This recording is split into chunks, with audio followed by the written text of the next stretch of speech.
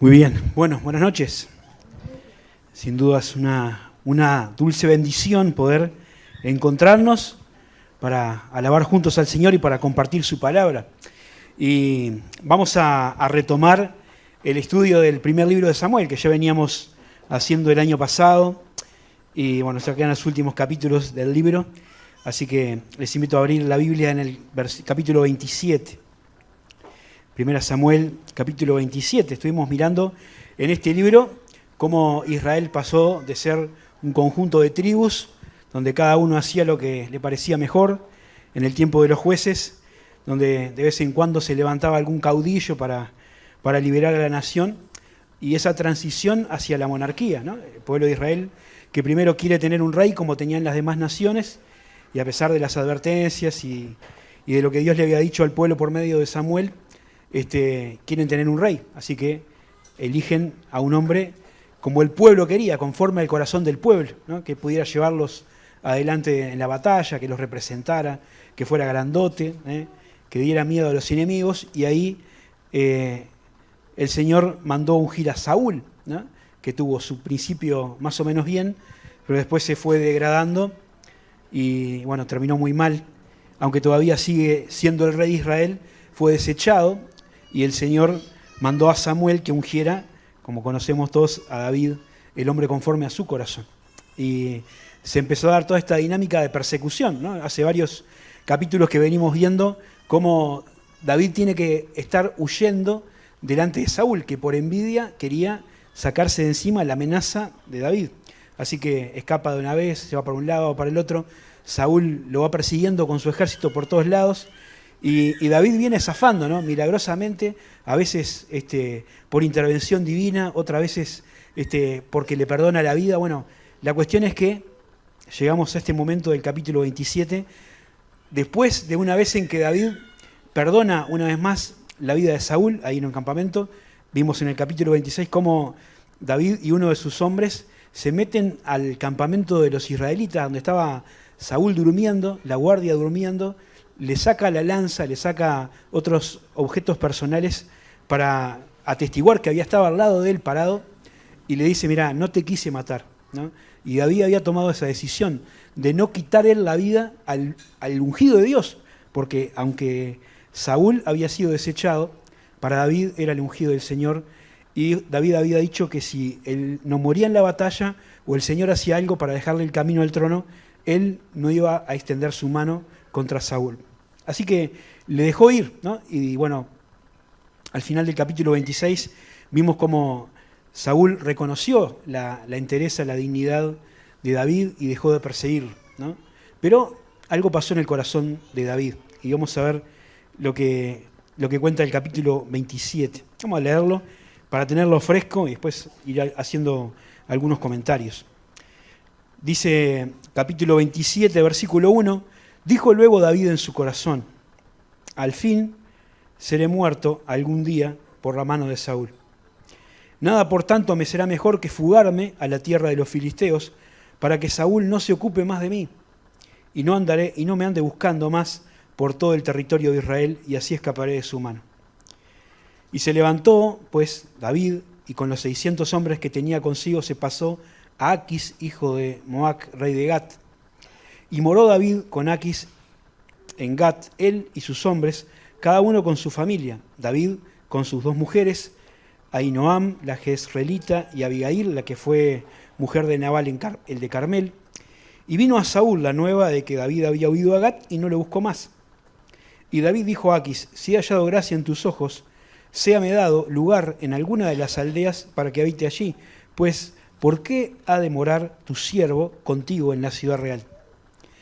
Y Aquis le dio en aquel día a Siclag, por lo cual Siclag vino a ser de los reyes de Judá hasta hoy. Y fue el número de los días que David habitó en tierra de los filisteos 1 año y 4 meses. Y subía David con sus hombres y hacían incursiones contra los jesuritas, los jezritas y los amalecitas, porque estos habitaban de largo tiempo en la tierra, desde como quien va a Asur hasta la tierra de Egipto. Y asolaba David el país y no dejaba con vida hombre ni mujer, y se llevaba las ovejas, las vacas, los asnos y los camellos y las ropas, y regresaba a Aquis. Y decía a Aquis: ¿dónde habéis merodeado hoy? Y David decía: en el Negev de Judá, y en el Negev de Jeramel, o en el Negev de los ceneos. Ni hombre ni mujer dejaba David con vida para que viniesen a Gat diciendo: no sea que den aviso de nosotros y digan: hizo esto David. Y que esa fue su costumbre todo el tiempo que moró en la tierra de los filisteos. Y Aquis creía a David y decía: él se ha hecho abominable a su pueblo de Israel y será siempre mi siervo. Aconteció en aquellos días que los filisteos reunieron sus fuerzas para pelear contra Israel, y dijo Aquis a David: ten entendido que has de salir conmigo a la campaña, tú y tus hombres. Y David respondió a Aquis: muy bien, tú sabrás lo que hará tu siervo.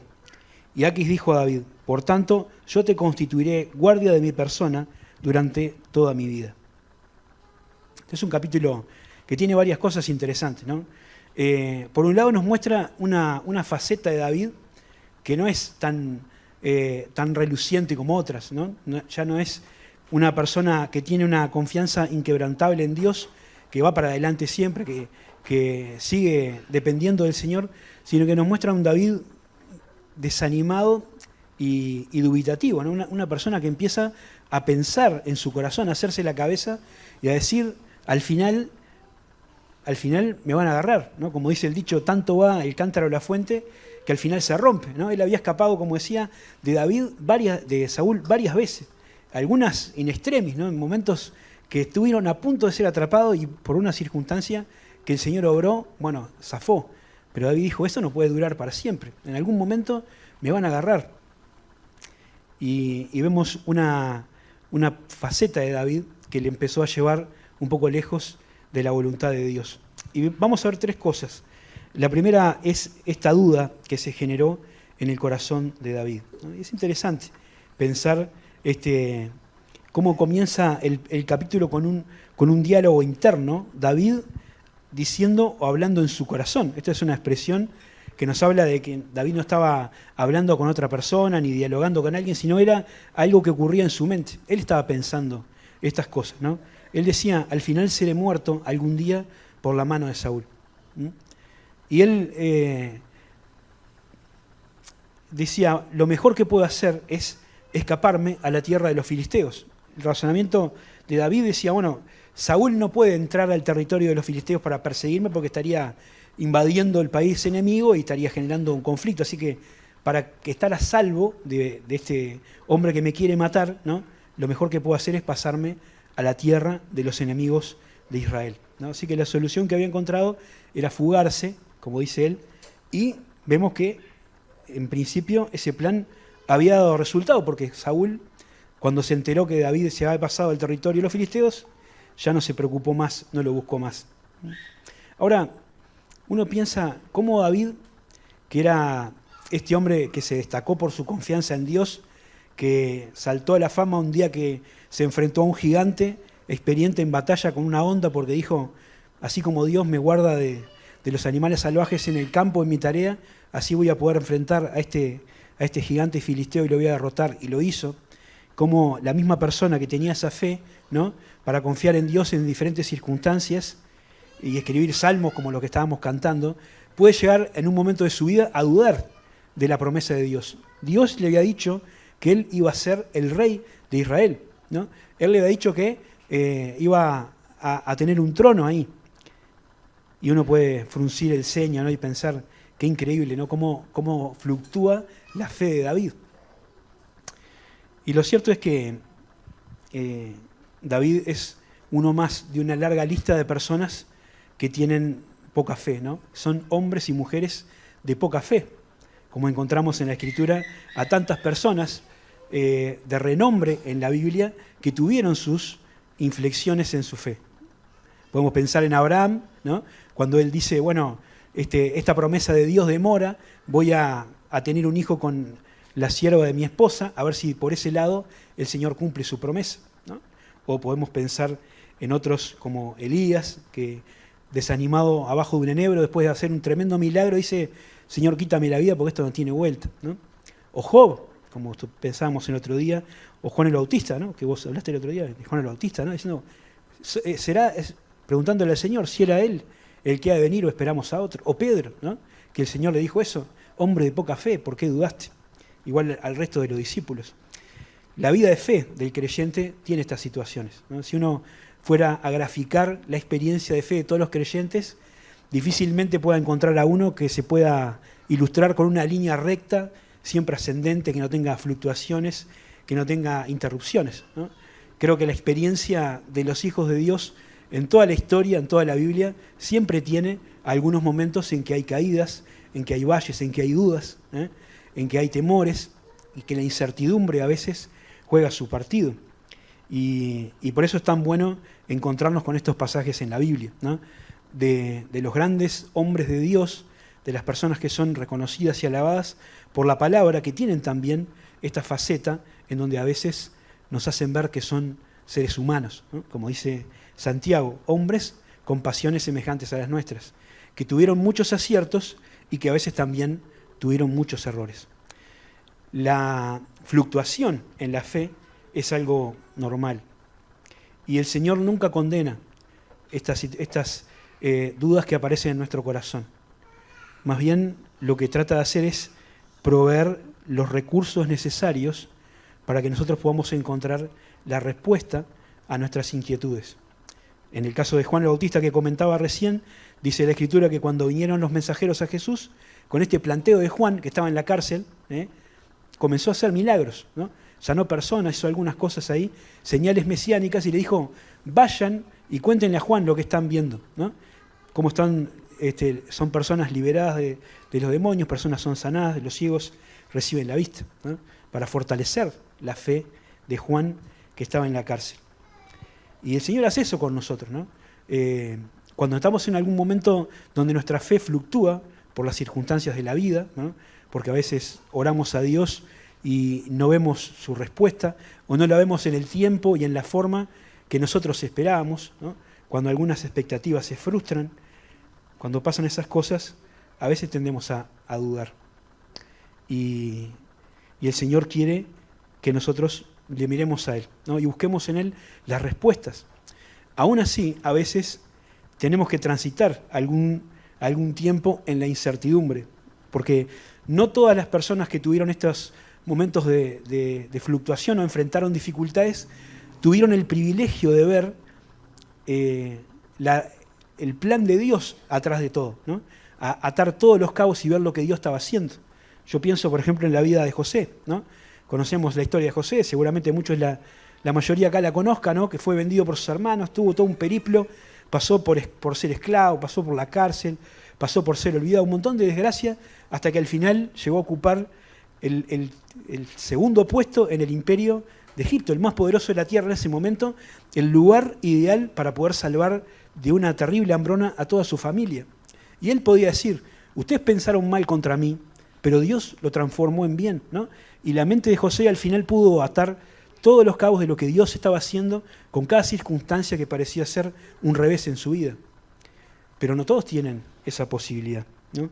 Algunas personas, como nos dice la Escritura en Hebreos 11, mueren sin ver lo prometido y sin saber lo que Dios está haciendo, pero aún así el desafío es que puedan seguir caminando confiando en Dios, ¿no? A tientas, como dice otro pasaje de la Escritura, confiando en que el Señor hace siempre lo mejor para nosotros, ¿no? Algunas veces, como dice esa canción, creo que es de Marcela Gándara, llegamos a preguntarnos dónde está Dios, ¿no? Porque las cosas que pasan no nos cierran, pero lo bueno es saber que en cada momento Dios quiere enseñarnos algunas cosas de su manera de obrar. Que abandonemos nuestra lucha, ¿no? Nuestras ideas, nuestras estrategias, y confiemos en lo que Él quiere hacer. A veces los sentidos, ¿no? Físicos, nuestra mente, nuestros ojos, no son la manera mejor para guiarnos cuando el Señor nos quiere llevar. Tenemos que dejar que Él nos muestre. Y esto es relevante porque seguramente a todos nos ha tocado o nos va a tocar atravesar algunos momentos así, ¿no? Donde nuestra fe es puesta en tensión, ¿no? Donde estamos orando a Dios por alguna cosa que no pasa, ¿no? O donde hay un problema que no se resuelve, o donde la respuesta no es la que esperábamos. El desafío de la palabra siempre es no temer y no desmayar. Aferrarnos a las promesas de Dios, aunque parezca que todo está al revés, ¿no? Como dice Habacuc en su oración final, ¿no?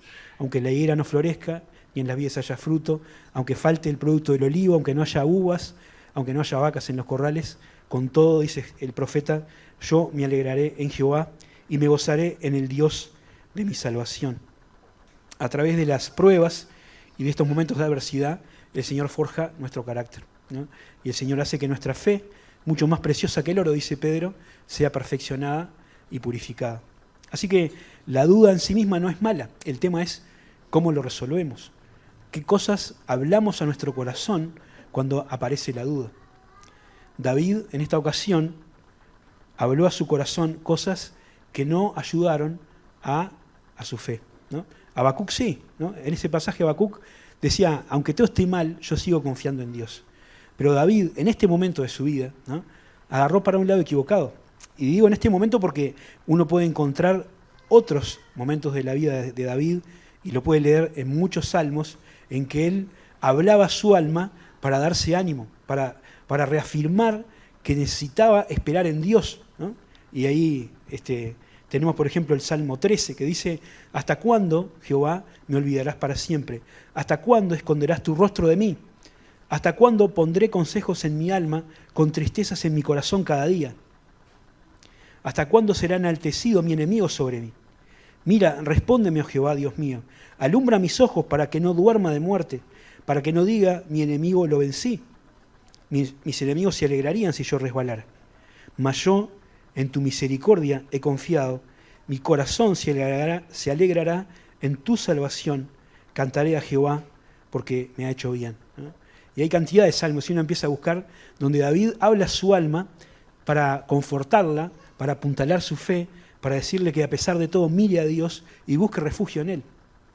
Pero es una batalla de todos los días. Aprender a confiar en Dios no es algo que se logra de un día para el otro, ni una decisión que se toma una vez y para siempre, ¿no? Es un proceso en el que tenemos que crecer y en el que tenemos que afirmarnos cada día, ¿no? Porque a veces podemos haber confiado en Dios en algún momento y en otro la duda, la incertidumbre, la frustración o los temores pueden llevarnos a tomar decisiones equivocadas. Y qué bueno hablar al alma como Habacuc o como David en otros momentos que decía, esperé yo a Jehová, expiró mi alma, en su palabra he esperado. Así que David tomó en un pensamiento, en una forma de pensar que lo estaba alejando de Dios, tomó una decisión equivocada, ¿no? En la segunda parte del versículo 2 hasta el 12 vemos las decisiones que fue tomando David y cómo los fueron llevando a una situación bastante comprometida con los filisteos. David había pensado que su captura era inexorable, así que se fue con los filisteos y se fue a Aquis, ¿no?, este rey de Gat. Gat era una de las ciudades-estado de los filisteos, la ciudad de donde era Goliat, ¿no?, particular. Y David ya había estado ahí, ya había estado con un hombre que se llamaba Aquis. No sabemos si es el mismo, porque la Escritura no lo dice, probablemente sí, sea el mismo rey. Había estado en otro momento, cuando recién había empezado a huir, ¿se acuerdan? En el capítulo 21, cuando recién escapaba, se confirmaba que Saúl lo quería muerto, ¿no?, y él huye solo, sin provisiones, sin armas, y va a un lugar que se llamaba Nob. Hay unos sacerdotes ahí, y consigue comida, y consigue la espada de Goliat, pero alguien lo ve ahí, lo delata, y después Saúl llega a ese lugar y mata a todos los sacerdotes que había, ¿no? David le dijo al sacerdote, no, yo salí rápido, Saúl me mandó en una misión secreta, y fue tan urgente que no pude tomar ninguna provisión, no pude agarrar armas, ¿no? Y engañó al sacerdote, le dijo esa mentira, y después toda esa familia o ese grupo de sacerdotes fue asesinado por Saúl, que estaba ya mal de la cabeza. Y cuando David supo eso, se fue al rey de Aquis, ¿no?, pensando que nadie lo iba a conocer, pero ahí su fama le precedía, y algunos de los soldados, de la gente de confianza del rey, le empezaron a decir, este no es aquel David que cantaban, que hirió a los 10.000, ¿no es el que mató a Goliat? Y ahí David tuvo que hacerse el loco, ¿se acuerdan de eso? En capítulo 21, para que no lo mataran. Así que dice que dejaba que la baba le corriera por la barba y escribía taradez en las puertas, ¿no? Toda una cosa, y al final dijo, bueno, llevate este loco de acá. Y zafó, pero también mediante el engaño. Ahora la situación era diferente porque ya no estaba solo, ya no estaba indefenso. David venía con un ejército de 600 soldados, con su familia, así que era un contingente bastante importante. Y Aquis, a pesar de que seguramente se acordaba que había sido engañado por David, lo recibió porque siempre viene bien tener a un guerrero como David de tu lado y no como un enemigo, ¿no? Aparte, Aquis pensaba que David era un enemigo común, ¿no? O tenían el mismo enemigo en común que él, que era el rey de Israel. Así que llega a la ciudad de Gat, pero David dice que le plantea al rey de los filisteos no vivir en la capital, sino en alguna aldea del campo, ¿no? Dice, yo no puedo, no, yo soy muy humilde, ¿cómo yo voy a vivir contigo en la misma ciudad? A mí dame una aldea, en algún lugar en el campo, tranquilo, para vivir. Pero también vemos que la intención de David no era tanto eso, sino tener un poco de libertad de acción. Y ahí Aquis, el rey de Gat, le da una ciudad que se llama Siclag, que era una ciudad que pertenecía o había pertenecido en su momento a Israel, se le había sido asignada a Simeón en el reparto de la tierra, eso lo podemos encontrar en el libro de Josué, pero que por distintas razones había quedado bajo el control de los filisteos. Así que David se fue para ahí, con su gente vivían en esa ciudad, y se dedicaban al pillaje, ¿no? a robar. Dice que hacían incursiones, lo leímos ahí en el capítulo 27, en el 8, ¿no? Hacían incursiones y salían como en grupos comando, asaltaban poblaciones de los enemigos de Israel, ¿no? Y robaban todas las cosas que tenían, robaban ganado, provisiones, ropa, y no dejaban a nadie con vida, mataban a todo el mundo para que no hubiera testigos de eso y nadie le podía decir a Aquis que había sido David el que atacaba. Por otro lado, David le decía a Aquis que él había estado atacando poblaciones en Israel, ¿no? Decía, nosotros atacamos o merodeamos, como dice ahí, en el Negev de Judá o en el Negev de los Ceneos, que eran un pueblo que estaba viviendo junto a Israel. Así que estaba cubriendo todos sus pasos, ¿no? Mintiendo sobre lo que estaba haciendo. Y si bien estos pueblos que David atacaba, los amalecitas, los jerecitas y todo eso, eran pueblos cananeos y eran naciones perversas, eran naciones idólatras, eran crueles también, y eran personas que Dios había juzgado y condenado, y que Israel habría tenido que eliminar en su momento cuando ingresaron a la tierra prometida. Hay algo acá en toda la movida de David que nos deja como una espina, ¿no? Porque su proceder no era correcto. Capaz que estaba haciendo lo que Dios había mandado hacer, pero no lo estaba haciendo bien, ¿no? David estaba mintiendo sobre lo que hacía. Y al principio parece que no hay ninguna consecuencia, porque en definitiva todos ganaban, menos los que recibían los ataques, que los robaban y los mataban. Para los demás era todo beneficio. Los israelitas de esa zona de Israel, del sur de Israel, estaban conformes porque eran protegidos por David, ¿no? Y aparte David estaba liquidando a los que los atacaban a ellos, así que para ellos era bueno, ¿no? Para Aquis era bueno porque tenía un ejército de mercenarios gratis, ¿no? También defendiendo las fronteras y atacando a sus enemigos. Y para David era bueno porque él estaba ganando reputación con los israelitas del sur de Israel, con Aquis, el rey de los filisteos, y se estaba enriqueciendo también por todas las cosas que robaban. Pero es interesante cómo la mentira, ¿no? O esta forma de proceder engañosa y mentirosa de David, al final va a traer consecuencias negativas, ¿no? Lo mencionaba recién, el día que le dijo al sacerdote que iba en una misión secreta de Saúl, él zafó, pero el sacerdote y toda su familia terminó muerto, ¿no? Vamos a ver lo que va a pasar en esta ocasión, ¿no? Pero eso como que va marcando un proceder en la vida de David. Como que David, cuando se ve en problemas, recurre a la mentira, al engaño, a la astucia personal para tratar de zafar de sus problemas, ¿no? Lo había hecho en aquel día, lo hace ahora, lo va a hacer cuando tenga aquel problema con Betsabé, que va a venir más adelante en la historia, pero también en esa instancia David engaña, David miente, David encubre y trata de zafar aplicando sus propias ideas, ¿no? David había dudado en su corazón y ahora estaba tomando decisiones que lo estaban alejando de la voluntad de Dios. Estaba confiando en su sabiduría, en su astucia, ¿no? para poder zafar, pero se estaba alejando de lo que Dios quería. Y eso también nos pasa a nosotros, ¿eh? A veces pensamos que podemos tener ideas brillantes, ¿eh? para solucionar algunos problemas, pero que están por fuera de la voluntad de Dios, ¿no? La Biblia nos manda lo contrario. Dice, el consejo bíblico es, Proverbios 3, 5, fíate de Jehová de todo tu corazón y no te apoyes en tu propia prudencia. Reconócelo en todos tus caminos y Él enderezará tus veredas.